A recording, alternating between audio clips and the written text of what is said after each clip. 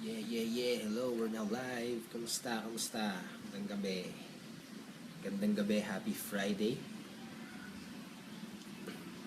So, kamusta naman ang Friday evening nyo? Okay.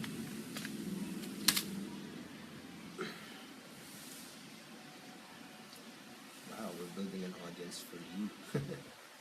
Okay, so good evening naman. Kamusta naman ang Friday nyo? I hope you're doing great, no? I hope na okay ka pa rin sa business na ginagawa mo. I hope na ganun pa rin, no?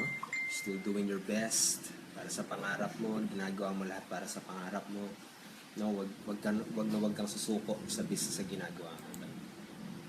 So, abanigin tayo ng konting attendees. Actually, ito, um,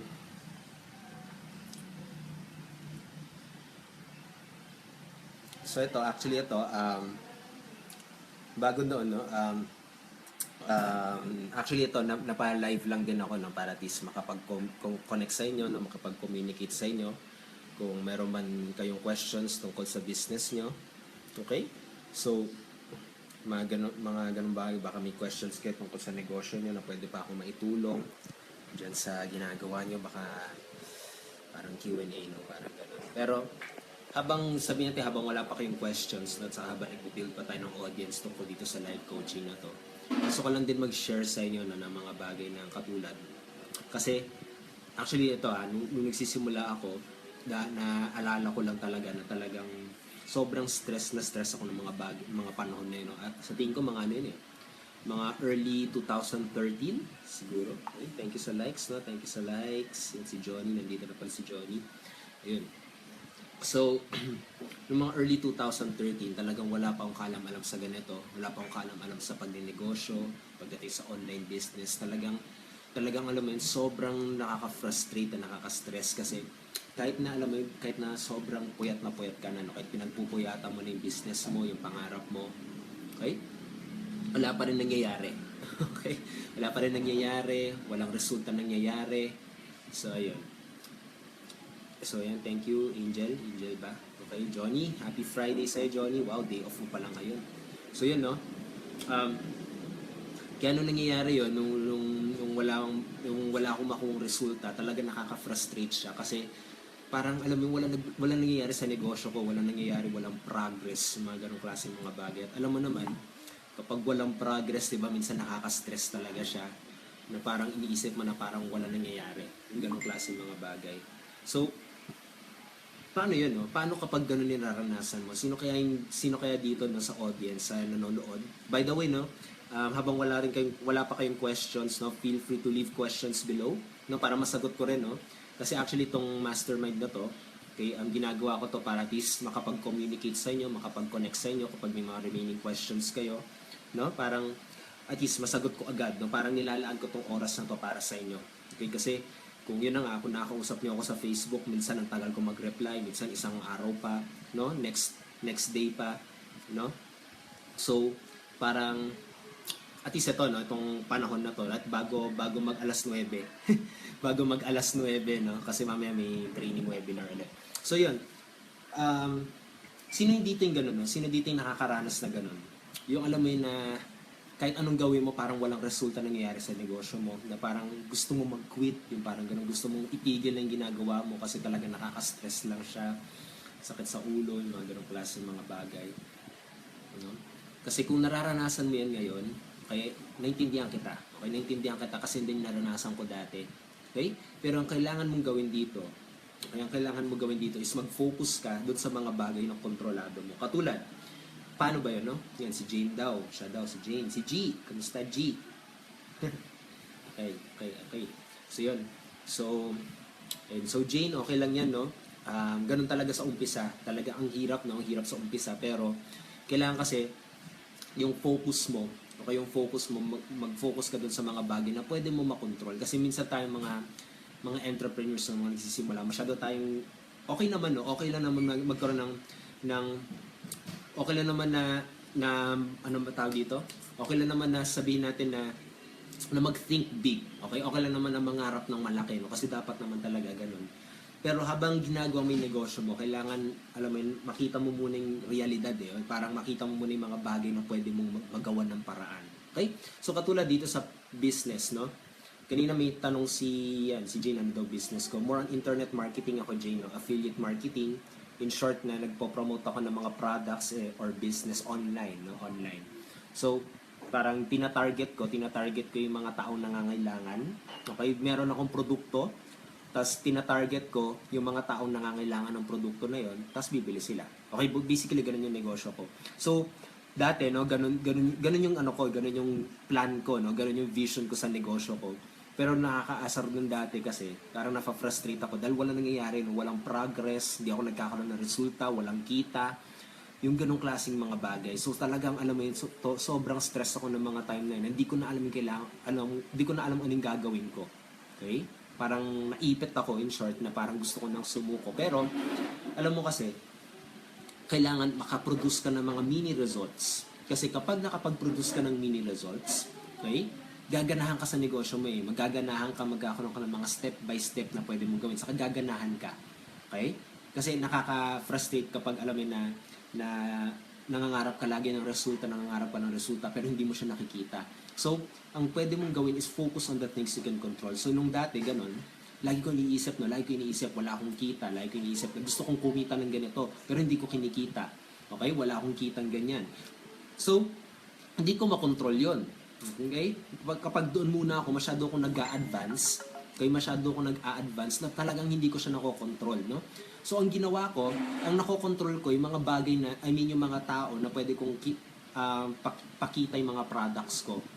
Okay? So, ibig sabihin, nag-aral ako about Facebook marketing, nag-aral ako about YouTube marketing, nag-aral ako ng Facebook ads, no?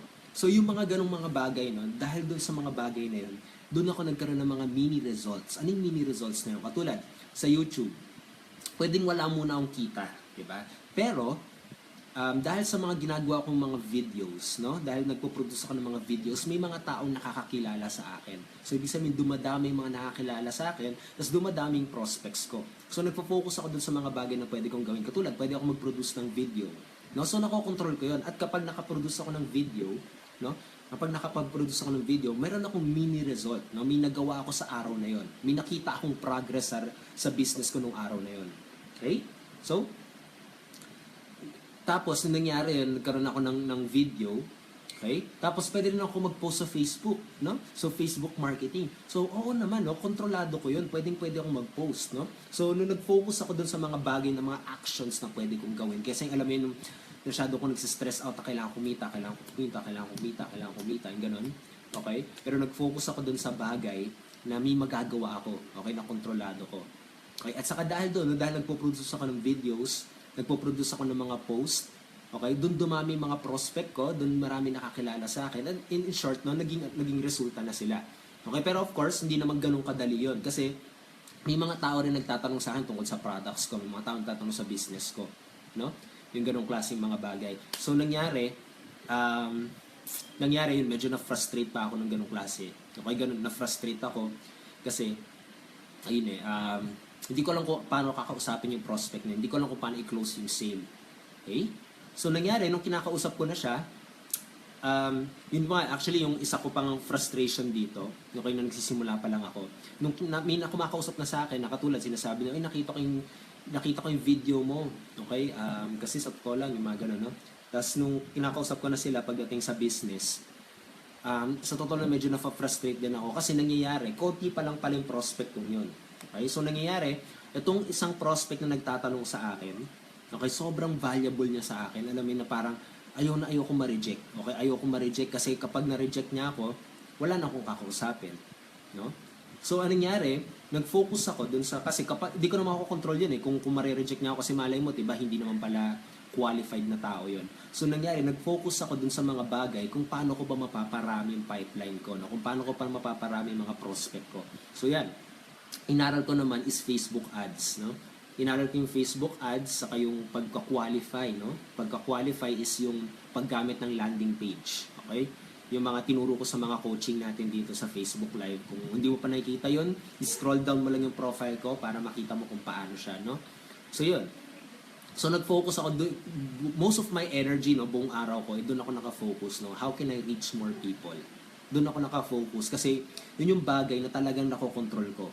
Okay? Katulad, pwede ako mag-produce ng video. Pwede ko gumawa ng Facebook Live ngayon, no? Pwede ako gumawa ng YouTube. Pwede ko pag-aralan yung Facebook ads, no? Pwede akong makapag-reach out ng maraming tao. Diba?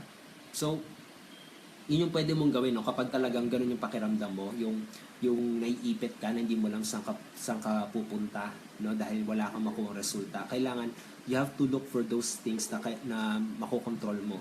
Tapos doon, kung saan ka nakokontrol, kung ano yung nakokontrol mo, okay?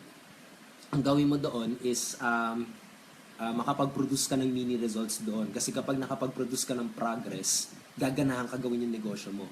Okay? Tapos yung nakakatuwa nga dito kasi sa business na to, okay, katulad, online marketing, making money online, no?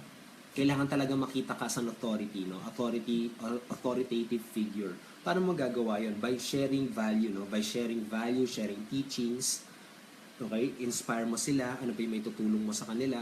Tapos ito yung nakakatuwa dito, yung mga nakukuha mong mga mini results, katulad, nakapag-produce ka ng video, no? Ng YouTube video, pwede mo ituro yun sa maraming tao para marami pang makakilala sa'yo at lumapit sa'yo.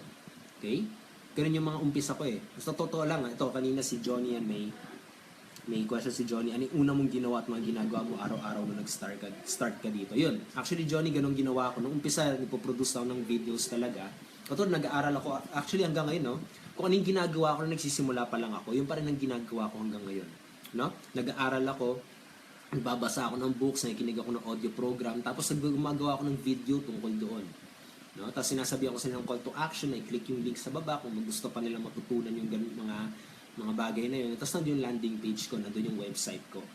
Okay? So basically ganun lang. Tapos ito yung nakakatuwa dito kasi baka paano mo magagawa na makinig sa yung mga tao, no? Paano mo magagawa na may mga na lumapit pa sa yung mga tao para ma-attract pa sila sa'yo?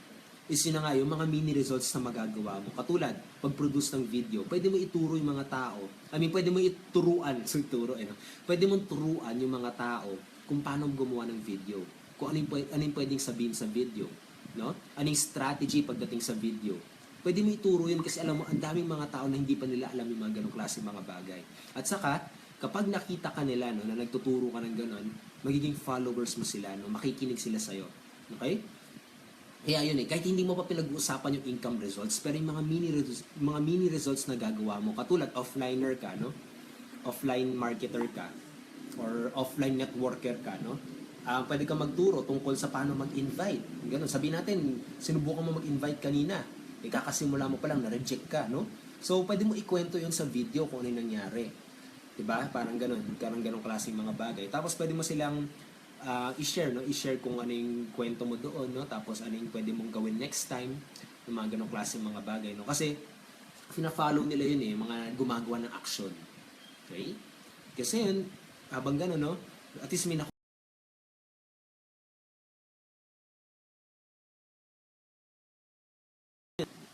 yun. Bumalik. Mario, good evening sa'yo, Mario. Leia, good evening din sa'yo, Leia. Okay. So yun, napuputol lang. So anyway, yun ang ibig ko sabihin, no? Kasi actually yung focus on the things you can control, yun yung talagang nagligtas din sa akin dito sa business na to eh. Okay? Kasi kapag wala ka nakikitang resulta sa nangyayari sa negosyo mo, okay, mga ganong klase mga bagay, wala ka talaga nakikitang kahit anong resulta, kahit anong progress, talaga nakakapagod siya, nakaka-stress talaga siya. At yun yung mostly, no, yun yung reason kung ba't nagki-quit ang maraming entrepreneurs. Pero kapag nag-focus ka dun sa mga bagay na pwede mong makontrol ngayon, no? Katulad ngayon, nagsisimula ka pa lang, no? Hindi mo lang kung saan ka magsisimula, yung ganon. Okay? Pwede ka naman siguro magbasa, di ba? Kung magbabasa ka, may matututunan kang bago. Tapos pwede mo i-apply yun, kung ano yung natutunan mo. Tapos pwede mo ikwento sa video para makapag-attract ka pa ng maraming prospect. Pwede ganon. Kung ayaw mo naman mag-video, pwede ka mag-post sa Facebook. Pwede ganon, no? Kapag sabihin natin, ayaw mo naman mag-post, no? Kasi kailangan talaga kailangan gumawa ka ng action na para magkaroon ka ng resulta. Sorry to tell you what it is, no? Sorry to tell you na straight, no? Na diretsohan. Kasi ganun talaga no? May mga bagay ka talaga kailangan gawin para magkaroon ng resulta. Okay? Kung talagang alam mo yun na ayaw mo mag-post, no? Pwede ka naman kumuha ng mga content content sa ibang vlog, no? Pwedeng gano'n, no? Katulad may video post sa YouTube. Yung mentor mo nagtuturo sa YouTube, pwede mong i-share yun. Pwede mong ilagay sa vlog mo, pwede mong i-post mo sa Facebook mo, basta magpaalam ka lang sa kanya. Katulad nito, itong Facebook Live na to, pwede nyo i-share yan, no? Katulad wala kayong ma-post ngayong gabi nito, pwede nyo i-share to para at least, diba, yung mga followers nyo, ma-leverage nyo, di ba? May maibigay kayong parang value sa kanila. Parang gano'n, no? So, katulad, sisimula ka pa lang, or kapag sabi natin may bagong downline ka, no, or may bagong customer ka, di mo alam paano siyang gabayan tungkol dito sa online marketing, kasi kakasimula mo lang din, no? Pwede mo i-leverage to, pwede mo siya invite dito sa Facebook Live natin, i-click niya lang yung live notification na nakita niya, i-direct mo lang para at least masama siya dito, di ba? Ma-leverage niyo ako in short, parang ganun. So, yun lang naman, no? Kasi actually 10 minutes na lang mag-webinar na. Yung mga ka-team ko, mamayang 9 PM, okay? Sa registration link, i-click nyo yun, register kayo, mag-webinar tayo mamaya.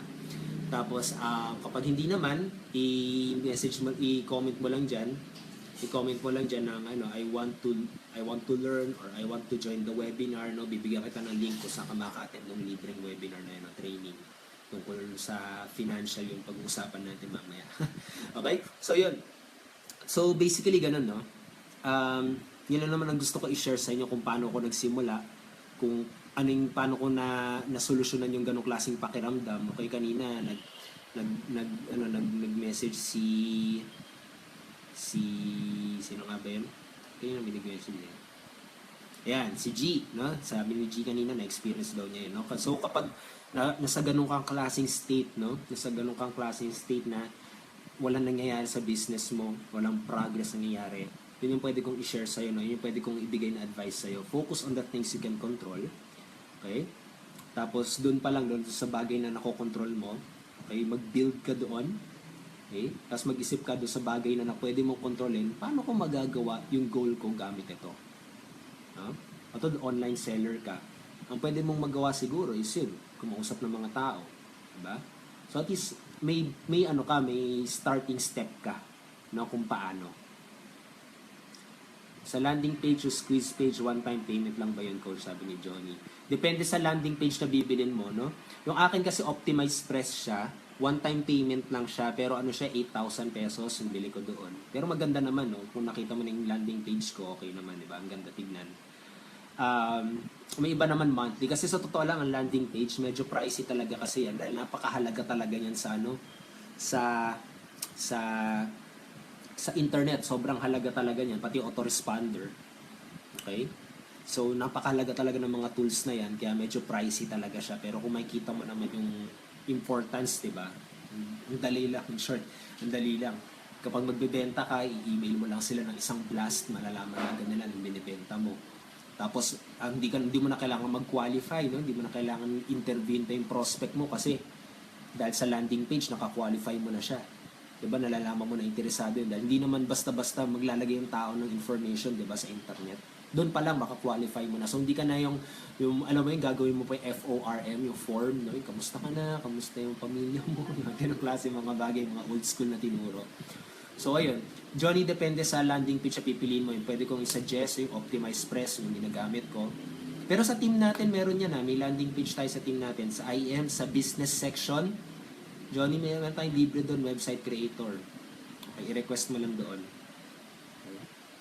May libre tayo dahil yun ka-team nga pala kita, no? So, meron kang libre ganun. Pero sa mga hindi ko ka-team, no? I mean, yung mga pwede ko i-suggest sa inyo, no? Optimize Press, lead pages, at saka sa September, no? May lalabas na one-time payment na lang, tapos in peso pa siya. Yun yung malupit, no? Hindi na tulya. So, madali lang. So, by September, yun na rin yung gagamitin ko eh. Kasi mas makakatipid ako doon, in short. So, sa tingin ko, I believe makakatipid ka rin doon. No? So, update na lang, no? I-update ko na lang kayo tungkol doon. So, yun. So, mag-webinar na kami ng team namin. Kung di ka pa kasama doon sa webinar, mag-comment ka lang dyan, no? Para bigyan kita ng link kung saan ka makakapunta doon. No, yung mga ka-team ko, yan, si Johnny, si Mario, si Mark, okay, si HF, mamaya 9 PM. Trading tayo. Okay? So, yun. So, yun lang naman guys. No? Kapag may mga remaining questions pa kayo, mag-iwan lang kayo ng comment sa baba, no, para at least kapag next time na maging available ulit ako, i-replyan ko naman yan, no, marireplyan ko naman yan kasi mostly naman nasa Facebook din ako, nag-internet din ako, negosyo ko nandoon. So kapag available ako, nireplyan ko naman yung mga queries nyo. Okay, so hopefully may nakuha kayong value dito, may nakuha kayong tip para magkaroon kayo ng resulta sa negosyo nyo. Yun yung purpose ko kung ba't ko ginagawa to, no, araw-araw siguro or every other day or once a week. Basta, kung ba't ako naglalaan ng ganito no, Facebook Live is para mag-guide kita, magabayan pa kita. Kapag may questions ka, para kanina si Johnny may question, nasagot ko agad, di ba? Para makapaglaan ako ng oras para sa'yo, no? So yun, mag-ibang ka lang ng comment dyan para masagot ko agad. Okay? So yan. So once again, this is Raymond Gerald Tabaque. Pwede ka pumunta sa blog ko, www.raymondgeraldtabaque.com. Thank you sa likes, thank you sa hearts, thank you sa shares. Kita-kits namin 9 p.m. sa ating training webinar. God bless. Have a great weekend with your family. Kita-kits ulit tayo sa next Facebook Live. Okay? So yun. Yan si Jane daw. Okay lang yan, Jane. Okay lang yan. Naintindihan kita dyan kasi ganyan din ako nagsimula. No? Ay, hindi ko kayang videos. Pero once na nakuha mo na, diba? Parang ano lang yan eh. Parang sabihin natin, paano ba? Parang fear, parang simpleng fear eh. Siguro nung parang nung baby, no, kung sabihin natin, ewan ko lang, matatandaan natin yung mga ganun. Siguro yung mga babies, bago sila tumayo, medyo kinakabahan siguro sila nung umpisa, no? Pero nung nagawa nila, kasi nakikita nila yung mga tao, nakatayo na, naingkit sila, tapos ini-encourage pa sila ng parents, diba? Sinasabihan pa sila, kaya mo yan, baby, kaya mo yan. Ginaganon sila, diba? Kaya mo yan. Hanggang sa nakatayo na siya. Hoy, sasabihin na ng baby, dali lang pala. Parang ganun siguro. Kaya every time, nagtumatayo na siya. Actually, parang ganun lang kasi talagang fear, eh, no? Kala lang natin sa umpisa, pero once na nagawa mo na siya, ang dali na niya, promise. Dire-diretso na lang, parang natural na lang. Okay? Kaya, ang fear din kasi, no, it's a big challenge talaga. Pero ito yung nakakatuwa dito, isang nugget bago tayo magpaalam, no? Yung mga fear, okay?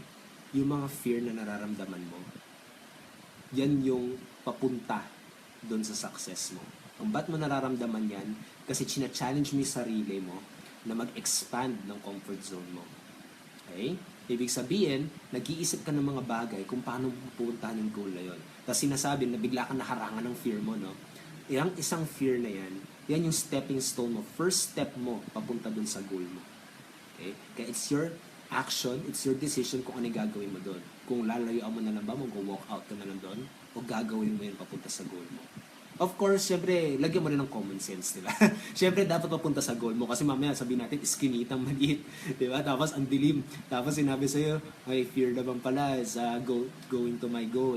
Syempre naman, common sense na rin, di ba? So, yun lang naman, no? Pero kung alam mong align siya sa goal mo, alam mong pag-video, lalo kang makikilala, lalo makakakilala ng mga products mo, ng mga offer mo, lalo kang makikita sa entrepreneur, lalo magtatanong sila sa business mo, then it's a stepping stone to expand your comfort zone para papunta ka dun sa goal mo.